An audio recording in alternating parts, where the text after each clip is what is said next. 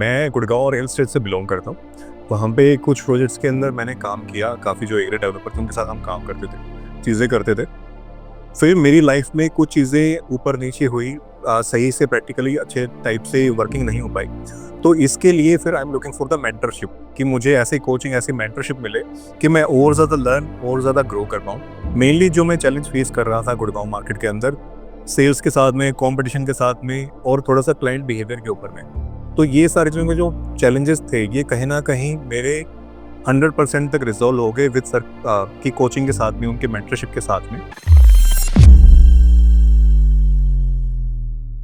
Hello everyone, मेरा नाम है मनदीप। मैं गुड़गांव और हिल स्टेट से बिलोंग करता हूँ।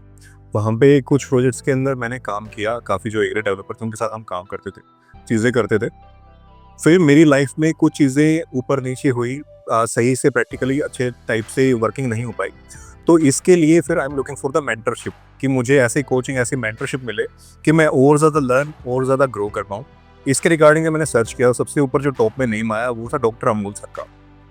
तो जब मैंने यहाँ कनेक्ट किया, इनकी टीम से कनेक्ट किया, बहुत पोलाइटली चीज़ें कनेक्ट हुई, चीज़ें हुई, हमने अपनी जर्नी स्टार्ट की आरजीसी लॉन्च पैड से।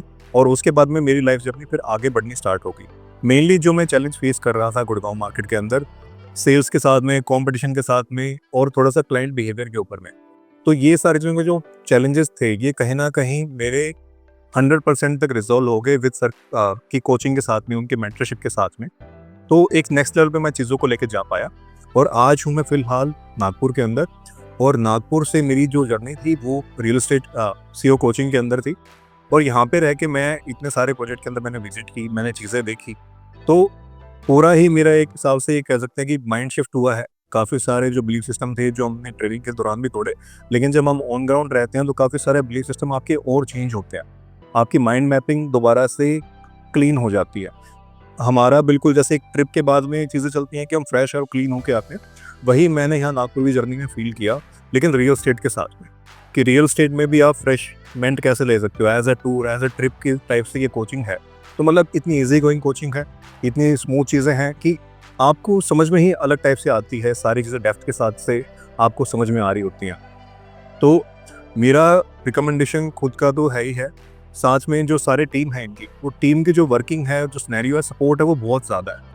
इतना मैंने और भी काफ़ी सारी चीज़ें ट्राई की हैं रियल एस्टेट के अलावा, जो मैंने कोचिंग ली है कई चीज़ों की, तो इतना सपोर्ट नहीं होता बिल्कुल भी मेंटर का, कोच का, चीज़ों का, जो मुझे यहाँ पे मिला हर एक चीज़ का। चाहे टीम हो, अमोल सर हो, और मेनली जो जिस डेप्थ की नॉलेज है, वो बिल्कुल मतलब वर्ड्स में एक्सप्लेन करना एक डिफ़िकल्ट हो जाता है। एक टू वर्ड्स सर के साथ में क्रेडिट तो है ही है कि उन्होंने जिस हिसाब से चीज़ें सिखाई, समझाई और जो लर्निंग मेरी रही, तो I am very thankful for that.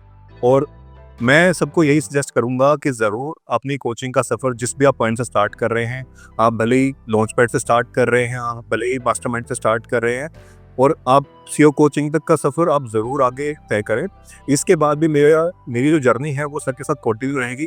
I must say कि मैं आगे चल के मैं सिस्टम ट्रेनिंग टूल्स की जो इनकी एक और ट्रेनिंग है, मैं वहाँ तक का सफ़र अपना तय करूँ और आगे आने वाले साल दर साल में रिजल्ट उतने बड़े लेके आ पाऊँ, जो एक ये लगा लो कि गुरु दक्षिणा के रूप में सर के आगे प्रेजेंटेबल हो, जिसमें सबका एक भला हो, जिसमें मैं भी ग्रो कर पाऊँ, जो मेरे भाई हैं साथ के वो भी ग्रो कर पाएँ। जो सिस्टम टूल्स ट्रेनिंग है वो क्या आपको सेल्फ ओरिएंटेशन से लेके सीईओ कोचिंग जो है आपको नेक्स्ट लेवल पे ले जाती है।